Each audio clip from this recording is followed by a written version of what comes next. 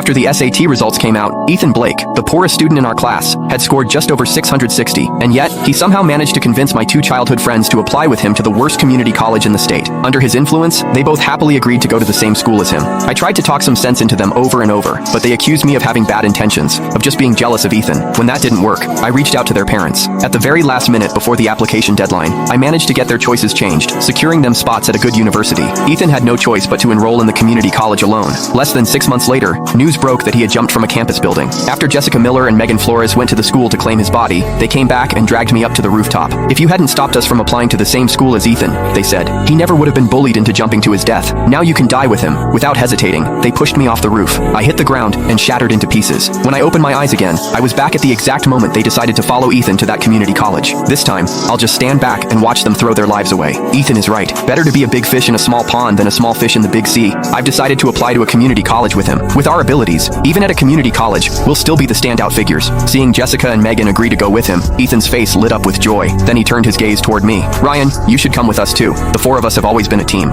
I really don't want to be separated from you all." Looking at the three familiar faces before me, it hit me all at once. I had been reborn. I had returned to the moment right after the SAT scores were released. Jessica, Megan, and I had all scored above 1,400, more than enough to get into top universities in the country. But Ethan, the poor student who had only scored a little over 660, had somehow managed to persuade us to follow him to a community college instead. This time, if they wanted to go, they could go. I wouldn't waste a single word trying to stop them again. I stood up immediately. Choosing a college is a major decision. I'm going home to discuss it with my parents before I fill out my application. Ethan's expression instantly turned pitiful. "Ryan, do you not want to stay with us anymore?" I had already seen through his manipulative act in my previous life. I had no intention of getting tangled up with him any further. In this life, I just wanted to stay far away from these three unhinged people and live in peace. I turned to leave and started packing my things, but Jessica and Megan blocked my way. "Ryan Jenkins, what's that supposed to mean?" Ethan made a kind suggestion. "Are you going or not? Give us a straight answer. We don't have time to wait for you. You're already 18. Can't you make up your own mind? Where you go to college? Don't you even know that yourself?" Looking at them, the vicious expressions from my previous life suddenly flashed in my mind. The moment they had shoved me off a 36-story building,